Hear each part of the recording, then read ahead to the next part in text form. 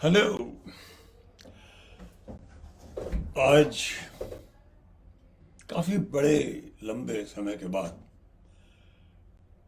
मैं four fingers formula अपना programme, जिसका एक एपिसोड मेरा ख्याल है 2-3 महीने बाद लेके आ रहा हूँ, क्योंकि इन दिनों कोई इतनी बड़ी ज़रूरत सी नहीं महसूस हुई।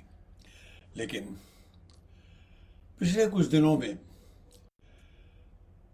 खबरों का, डिस्टर्बिंग खबरों का कुछ ऐसा सिलसिला चला जिसमें बहुत गलत सलत बातें थी, बनावटी बातें थी, कि मुझे लगा एक नागरिक के तौर पर मुझे उदासीन नहीं हो जाना चाहिए।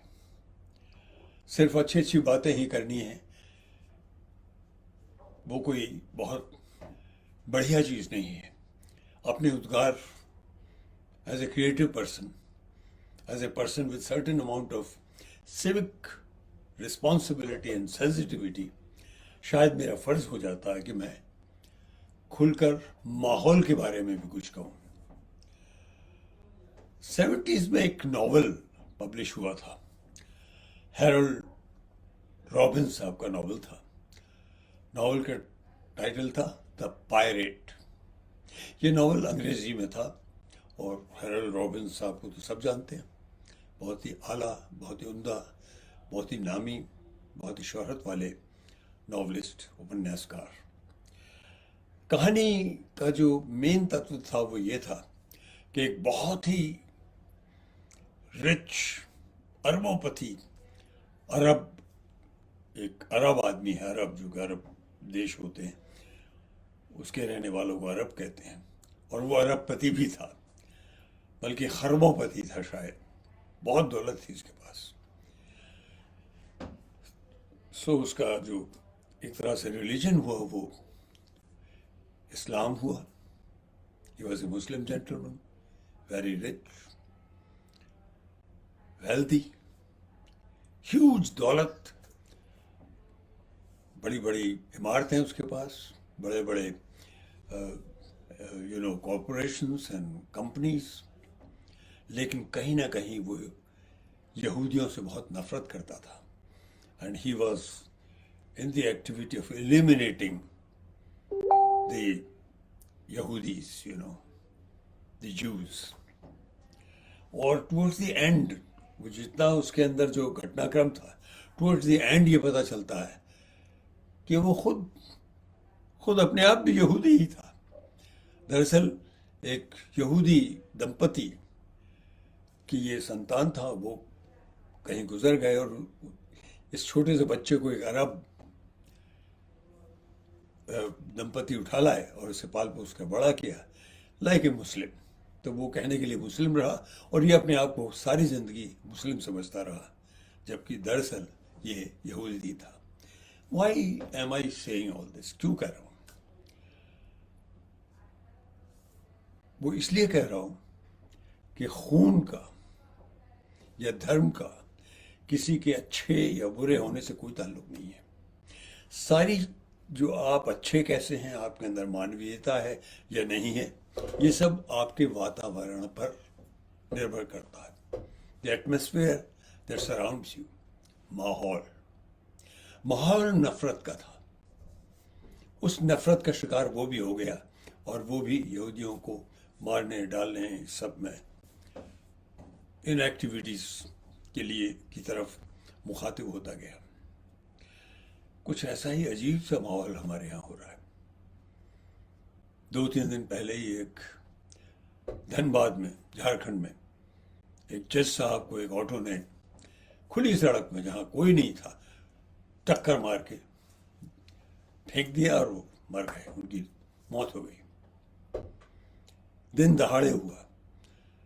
जो विजुअल्स आए उससे साफ लग रहा था कि वो चीज़, वो घटना एक्सीडेंटली नहीं हुई, उसे किया गया था। वो एक्सरसाइज एक मर्डर की एक्सरसाइज थी। और भी डराने वाली चीज़ क्या कि वो सीसीटीवी फुटेज की, कोई सीसीटीवी कैमरा नहीं था जिसकी फुटेज थी। ये किसने लिया, कैसे लिया, क्यों लिया, ये अपने आप में एक सवाल है। और सबसे बड़ी चीज़ ये है कि ये जो लिया गया, जो फुटेज था इस हत्या का, वो सारे में जो वायरल हुआ, ये क्या दर्शाता है? ये एक ऐसे माहौल को, दहशत की, डराने वाले माहौल को और हवा देने वाली एक्सरसाइज लगता है। क्योंकि जब वो जो फुटेज था कैमरे का, वो जब वो टक्कर मार के जो वो व्हीकल, वो ऑटो आगे की तरफ जाता है, तो वो जूम करता है उस पर। इसका मतलब someone was operating it remotely, of course. Somewhere it shows that it was a designed exercise, that not only the judge should be knocked down and killed that way, but this footage should be circulated far and wide so that it really becomes viral. और उससे क्या होता है? एक दहशत सी फैलती है। दो काम होते हैं। एक तो जनरल दहशत फैलती है कि अगर आप कोई ऐसी चीज़ करेंगे, ऐसे कदम उठाएंगे, ऐसे स्टेप्स लेंगे जो एक सर्टन वर्क को पसंद नहीं है, तो उसके अंजाम ये हो सकता है। दूसरा, जुडिशरी को कहीं ना कहीं चेतावनी थी ये। और इस बात को मैं नहीं कह रहा हूँ, कल सुप्रीम कोर्ट ने इस घटना का सुओ मोटो इसको लिया, इसके ऊपर कमेंट्स किए। मामला ऑलरेडी हाई कोर्ट में जा चुका है और हाई कोर्ट ने इंक्वायरी शुरू करवा दी है, झारखंड की हाई कोर्ट ने। लेकिन सुप्रीम कोर्ट ने भी इसको लिया और उन्होंने साफ कहा कि हम हाई कोर्ट की जो तहकीकात है, उन्होंने जो ऑर्डर किया है तहकीकात के लिए, इन्वेस्टिगेशन के लिए, उसमें दखल नहीं दे रहे हैं। But we have to make this observation कि दिस इज़ वेरी वरीसम। कहीं ना कहीं जजेस को, जुडिशियल ऑफिसर्स को डराने धमकाने की कोशिश हो रही है, और ये इंडिया वाइड हो रही है। ये बात खुद सुप्रीम कोर्ट ने कही। Now why is this happening? क्यों, क्या शक्तियां हैं इसके पीछे? ये हमें सोचना पड़ेगा, और सोचने के साथ साथ उसके प्रति हमारी जो प्रतिक्रिया है, और वो प्रतिक्रिया अगर नाराजगी की है तो वो भी हमें अपनी नाराजगी का प्रदर्शन करना पड़ेगा, अपने शब्दों में करना पड़ेगा। ज़रूरी नहीं है उसमें चीखो पुकार की जाए, पर उस चीज़ को सामने लाना पड़ेगा।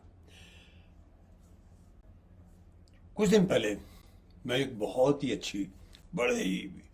ही आलीशान घर में साउथ बॉम्बे में एक पार्टी में था। उसमें 12-13 लोग थे, काफ़ी सीनियर्स थे एज वाइज, और ये एक बहुत ही एफ्लुएंट सेटअप था, बहुत ही महंगा अपार्टमेंट, सब वेल सेटल्ड लोग, अच्छा खाना पीना हुआ, और उसके बाद जैसा कि अक्सर होता है, कुछ ऐसे ही कोई बात छिड़ जाती है, और एक कमेंट सा किसी ने किया। वो कमेंट हमारे वर्ग के लोगों जैसे एक व्यक्ति ने किया जो खुद एक आर्टिस्ट है। उधर एक आध राइटर्स भी थे, एक आध ब्रॉडकास्टर्स भी थे, और वो कमेंट मुझे हिला गया। उस कमेंट को उन्होंने इस विश्वास के साथ किया कि जैसे हम सब उसी तरह की सोच रखते हैं, और वो क्या, कि minority community is responsible for lot of ill in our country. ये एक बहुत ही संभ्रांत पढ़े लिखे सेटअप में बात कही गई, और कैजुअली कही गई, बल्कि एक बहुत बड़े पॉलिटिकल लीडर का नाम तक लिया गया, हैदराबाद के लीडर मिस्टर ओवैसी, असदुद्दीन ओवैसी का नाम लिया गया कि उन्होंने ऐसा कह दिया, वो कह दिया, और क्लियर कट ये कहा गया कि माइनॉरिटी कम्युनिटी में सब हो रहा है। और कुछ अजीब सी बात हुई, किसी ने मुझसे पूछ लिया, शायद उसी शख्स ने पूछा था, आप, मैं सही कह रहा हूँ ना विनोद जी, आप क्या सोचते हैं? I had to immediately speak up and speak up clearly. मैं ऐसे मौक़ों पे अपने आप को ज़्यादा कंट्रोल नहीं कर पाता हूँ। कल्चर लैंग्वेज के दायरे में रहकर मैं अपनी बात खुल के कहता हूँ। मुझे कहना पड़ा कि I strongly believe in not only pluralism but I also believe in complete, not tolerance, but acceptance of mingling between the races. I had to very clearly state my mind, which was about the racial जिसे कहते हैं acceptance, एक उसके साथ एक एक एक अच्छी भावना रखना, ये बहुत ही आवश्यक था मेरे लिए कहना. Not only pluralism but inclusivity, हम इसको भूलते जा रहे हैं और इसके परिणाम हमें झेलने पड़ रहे हैं. अभी कुछ दिन पहले IMF, इंटरनेशनल मॉनेटरी फंड, उसकी जो चीफ इकोनॉमिस्ट हैं गीता गोपीनाथ, उनका इंटरव्यू था. वो इंटरव्यू क्यों था? हमारे एक चैनल पर था. वो इसलिए था क्योंकि IMF ने हमारी ग्रेडिंग बहुत नीचे कर दी, एकदम हमको बिल्कुल नीचे ले आए, माइनस में. जो अच्छी इकोनॉमी जा रही थी उनमें सबसे नीचे आ गई. क्यों हो रहा है ये? इस सब के ऊपर असर, ये जो हमारा सोशल फैब्रिक है उसका असर हमारे इकोनॉमिक जीवन पर भी, इकोनॉमिक हमारी जो सेहत है उस पर भी पड़ रहा है. ये वो वक्त है जब चुप रहना एक तरह का गलत हरकत हो सकती है. अपने लिप को सील कर लेना कोई अच्छी चीज़ नहीं है. किसी ने कहा भी है इस बात के लिए, जो कि बड़ी अजीब सी चीज़ है, जिसको कि मैं बिल्कुल I deride that completely. And what is that? किस किस को सोचिए, किस किस को रोइए, आराम बड़ी चीज़ है, सर ढक कर सोइए. हमको सर ढक कर सोने की आदत पड़ गई है. हमको लग रहा है कि ये जो आग है ये हमारे पास थोड़ी, ये सो जाइए, ये तो बुझ जाएगी. नहीं, ये आग मेरे घर तक, मेरे बिस्तर तक, मेरे कंबल तक आ गई है. ये धुआं मुझे ले बैठेगा, मेरा गला घोंट देगा ये धुआं. मुझे जगना पड़ेगा, हम सबको जगना पड़ेगा. हमको जो बातें फैलाई जा रही हैं उनकी नाप तोल करनी पड़ेगी. we'll have to revisit or reaffirm about the four fingers formula, that ये आंखों देखी और कानों सुनी के बीच में 4 अंगुल का फासला है, which is a huge distance.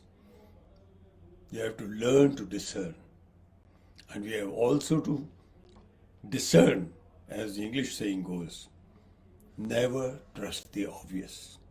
अपना माइंड, अपना दिमाग हमको इस्तेमाल करना पड़ेगा. और अगर हमें कोई चीज़ बिल्कुल गलत लग रही है तो हमें उसके लिए अपनी आवाज़ उठानी पड़ेगी. आज के 4 फिंगर्स फार्मूले में सिर्फ इतना ही कहना था. Thank you. Till the next one.